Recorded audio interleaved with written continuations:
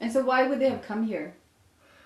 What year would that have been? My mother's father, that's Grandpa Billings, came here to get a job as a city electrician.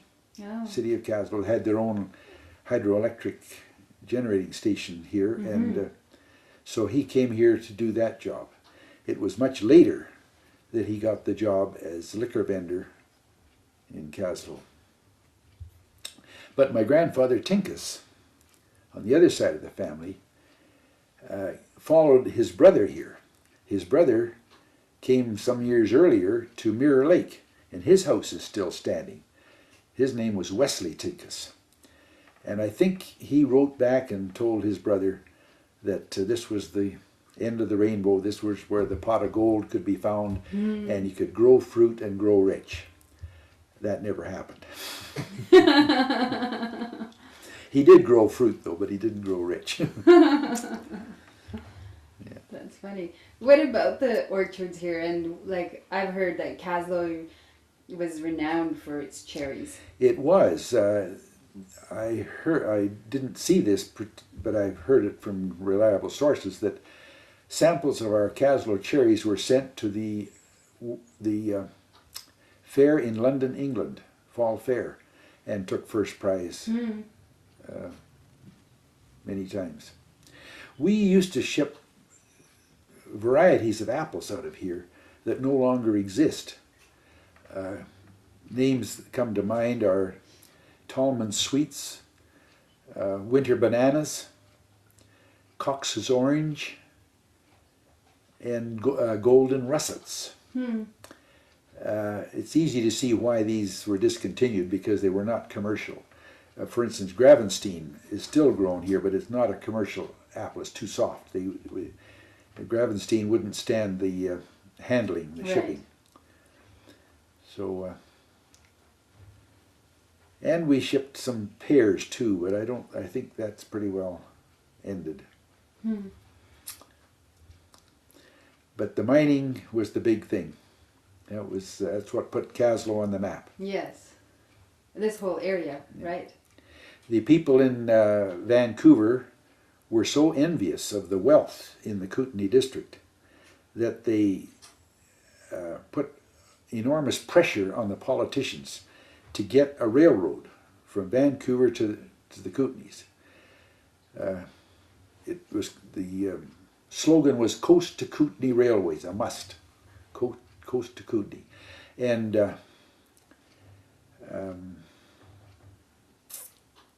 that was built, I think, 1914. They got it through, and it was discontinued in 1957. Actually, parts of it ran up into the 60s, but as far as the Coast to Kootenay Railway was concerned, it was discontinued in 57. Hey, Mr. Tinkess, I was just thinking. So our maypole dance here in Kaslo is over 100 years old now. Oh, definitely. So you must have been a maypoler. I was one of the dancers, right? And where? Yeah. So what year would you have done that? Oh, I'm guessing 1935. And so where? Right in front of the ceremony was on the steps of the provincial government building. Yeah, I think the year that I was in the dance, Virginia Hendricks was the May Queen. Oh yeah? She just died a short time ago, over a year ago. She lived in Warfield, above Trail. And her brother is still living now at Chilliwack. The Hendricks family operated the building now where Napa is in Pennywise. Oh, yeah. That was Hendricks Garage and Machine Shop in those days. Oh, yeah. And, well, the Hendricks family goes back into the early 20s also. One of Walter Hendricks' brother, Fred, I think it was Fred, became the CEO of Cominco. Oh, yeah? Trail.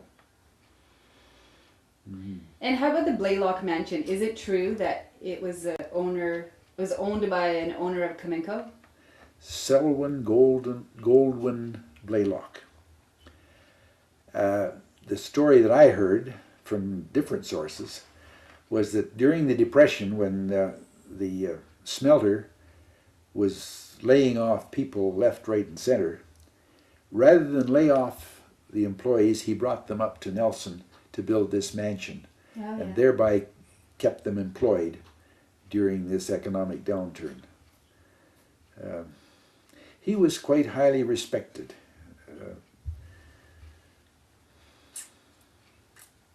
I didn't meet him personally, but I was guest of the CMNS in 1961. I was there. They hosted a group of school teachers for 1 week in Trail, and I was fortunate enough to be selected as one of the 30 teachers. We were taken to the Bluebell mine over in Riondell and dressed up as miners. That was my second attempt at being a miner.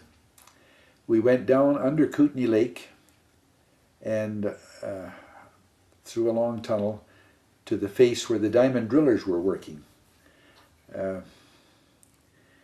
You could tell they were human beings because their eyes and their teeth were all that was visible. They were just completely black against the wall of the tunnel. The dust and the oil from the machines just coated them. There was water down there about half a foot deep in the tunnels, and they had 8 big electric motors down there to pump to keep the tunnel reasonably dry so the workers could work. I don't know what the exact year was, but the Sons of Freedom decided to destroy the electrical transmission line across Kootenay Lake. And when the line went down, the motors, of course, in the Bluebell mines stopped, the elevators stopped, and all the miners down under Kootenay Lake had to get out of there fast. And that meant climbing up 400 feet of ladders to the surface. The story I heard was that they knew what had happened. By the time they got to the surface, they knew who had done it. And they were, and because they consider this the last straw. This kind of damage had been going on for months, if not years, and the police seemingly couldn't stop it. This was terrorism in the Kootenays. So these miners decided they were going to arm themselves and go over to the village of Cristova in the Slocan Valley, where this was seemingly the capital of the Sons of Freedom. They were going to go over there and take vigilante action against these people. Fortunately, one of them, or maybe more than one, decided that on their way to Cristova they would stop at the beer parlor in Nelson and have a beer or two, and that led to 3 or 4, I guess. And before long they changed their mind and abandoned the vigilante action. That's funny. 2 quick sort of kind of questions. You've been on the Moye when it was in operation many times. I'm a member. But I mean before, when it was on the lake.